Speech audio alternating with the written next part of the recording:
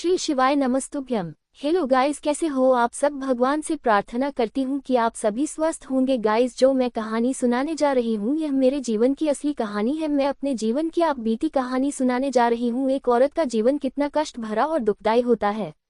दोस्तों, मैं एक साधारण परिवार में जन्मी हूँ। मेरे परिवार में मेरे दादाजी दादी है, मेरे पापा है, मेरी 3 बुआ है और मेरे चाचा है। अपने बहन भाइयों में मेरे पापा सबसे बड़े हैं और मैं उनकी पहली संतान हूँ।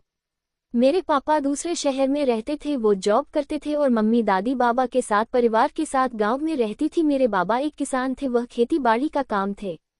मेरे पापा महीना में 20 दिन में 2-4 दिन के लिए घर पर आते थे, वह भी जितने भी दिन हो रहते थे वह भी बाबा के साथ खेती बाड़ी का काम संभल जाते थे।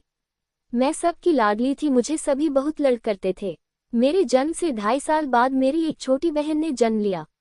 एक के बाद एक इस प्रकार हम 4 बहनें हो गए। इसी बीच मेरी तीनों बुआ और चाचा की भी शादी हो चुकी थी।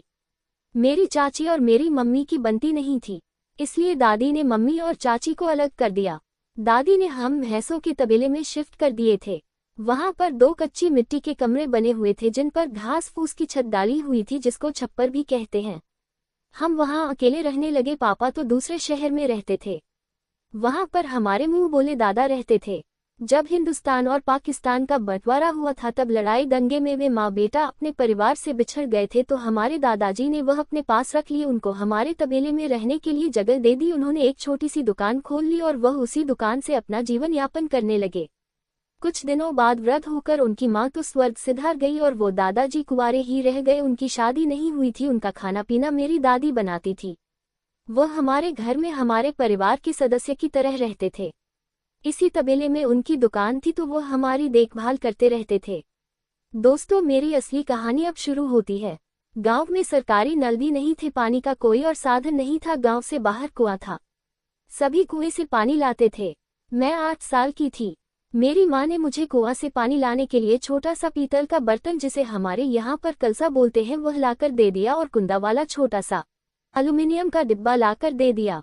मेरी माँ ने बड़े बड़े 6-7 पानी के घड़े घर पर ही रख रखे थे, क्योंकि हम 4 बहनें थी, मम्मी थी और सभी हम घर पर ही नहाते धोते थे। और एक हमारे पास भैंस भी थी, वह भी घर पर ही पानी पीती थी और उसको भी घर पर ही नहलाते थे। इसीलिए पानी का बहुत खर्चा था। मैं उस छोटे से बर्तन से मैं सारे दिन कुएं से पानी ढोती थी और उन सारे घड़ों को भरती थी। जब मैं कुएं में से पानी निकालती थी तो गांव की औरतें मुझे ये बोलती थी कि तू छोटी सी है, तुझे कुएं में से पानी निकालने में कुएं में गिरने का डर नहीं लगता है क्या। मैं सहमी हुई सी उनसे बोलती कि नहीं, तो मुझे बिल्कुल भी डर नहीं लगता, क्योंकि उससे ज्यादा मुझे अपनी माँ का डर था कि पानी नहीं मारूंगी तो मुझे माँ बहुत मारेगी। कई बार पानी लाने में मैं उस पानी के भरे हुए बर्तन को लेकर गिर भी जाती थी। पानी फैल जाता था, फिर मैं दोबारा जाती, दोबारा उस बर्तन को कुएं से भर के लाती थी। इस तरह से मैंने कई बर्तन तोड़ दिए। हर बार माँ नया बर्तन खरीद कर ले आती थी। कई बार वो बर्तन कुएं में गिर जाता था, माँ उसे किसी से निकलवा लेती थी।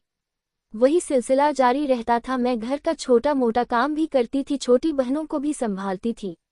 दोस्तों, मानो कि मेरा बचपन कहीं खो गया था। सारे बच्चे बाहर खेलते थे, मेरा भी मन करता था कि मैं भी बाहर जाकर खेलूं, लेकिन मैं चाहकर भी खेलने के लिए नहीं जा पाती थी। मेरे जीवन के आगे की कहानी अगली वीडियो में।